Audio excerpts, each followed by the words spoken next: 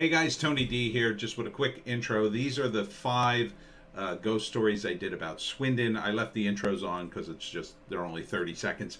But if you want to know more, there are plenty of things online about the ghost of Swindon. I think there were still a few more that I never got around to, and there's definitely more details about the ones I did, including the Red Lion Pub. So enjoy. Tony D and Little Joan with a legend of Swindon all this week. First up, from hauntedbritain.com, the tale of the Dayard House. Built in 1420, it was owned by Sir John St. John, who still haunts the house to this day. He's seen strolling around the grounds, and it gets super cold when he shows up. Other entities include a woman who's invisible but cries uncontrollably, and an evil entity in a gray cloak.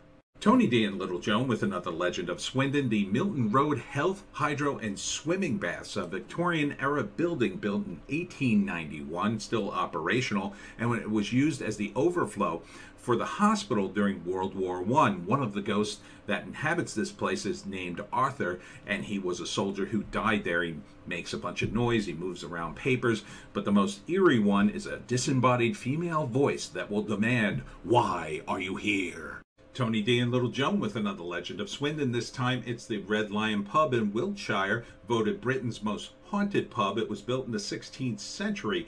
It has many ghosts, but its most famous one was a woman who was murdered by her husband in the 17th century. He returned home from the English Civil War, caught her with another man, killed her, and threw her down the well, which is now part of the pub's decor. But her spirit is a part of the pub forever. Tony D and Little Joan with another legend of Swindon. This time it's the Swindon Firehouse. Back in 2007, the Swindon Advertiser did an article. Ghost hunters were on the case, and they found strange visions, things opening and closing on their own, and an otherwise clean floor would suddenly have mysterious footprints across it. Even one of the firefighters' dogs wouldn't go into certain parts of the firehouse. And as I always say, trust the doggos. Tony D and Little Joan with another legend of Swindon. This time it comes from the BBC, so you know it's true.